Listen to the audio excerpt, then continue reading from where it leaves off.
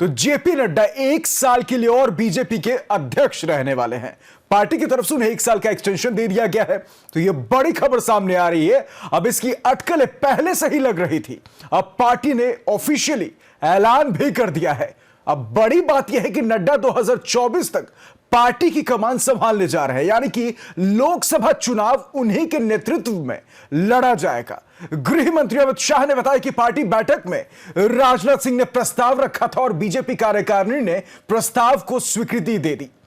मौके पर गृह मंत्री शाह ने यह भी कहा कि जेपी नड्डा के राष्ट्रीय अध्यक्ष रहते हमारा बिहार में सबसे अधिक स्ट्राइक रेट रहा। महाराष्ट्र में भी एनडीए ने बहुमत हासिल की, यूपी में जीते, बंगाल में हमारी संख्या बढ़ी, गुजरात में हमने प्रचंड विजय हासिल की, उत्तर पूर्व में भी हमने काम किया है। तो एक बार फिर से जेपी नड्डा को राष्ट्रीय अध्यक्ष के तौर पर 1 साल का एक्सटेंशन मिल चुका है, यानी कि कुल मिलाकर अब 2024 का जो लोकसभा चुनाव है वो जेपी नड्डा की अगुवाई में लड़ा जाना कहीं ना कहीं अब ये ऑफिशियल हो चुका है।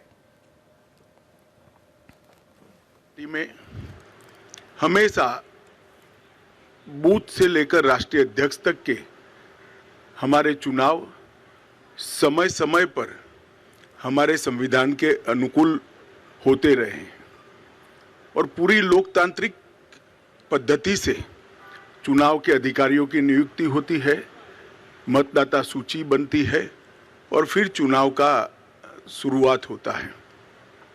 बूथ के बाद मंडल का, मंडल के बाद जिले का, जिले के बाद प्रदेश का और प्रदेश के बाद राष्ट्रीय अध्यक्ष जी का चुनाव और कार्य समिति का चुनाव होता है।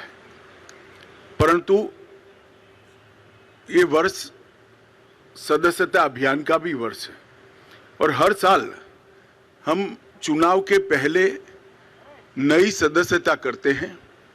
हमारी सदस्यता कार्यकाल 6 साल का होता है। 6 साल जब समाप्त होते हैं तब पूरी सदस्यता नए सिरे से होती है और जब 6 साल नहीं होते हैं तब इसमें सदस्यों की बढ़ोतरी के साथ बूथ को, मंडल को और जिले को वैधानिक मान्यता मिलती है। कोविड की महामारी के कारण ये सदस्यता का हमारा अभियान समय पर हो नहीं पाया और जब सदस्यता नहीं होती है, बूथ से राष्ट्रीय अध्यक्ष तक के बाकी के चुनाव नहीं होते हैं, तब राष्ट्रीय अध्यक्ष चुनना संवैधानिक रूप से संभव ही नहीं है।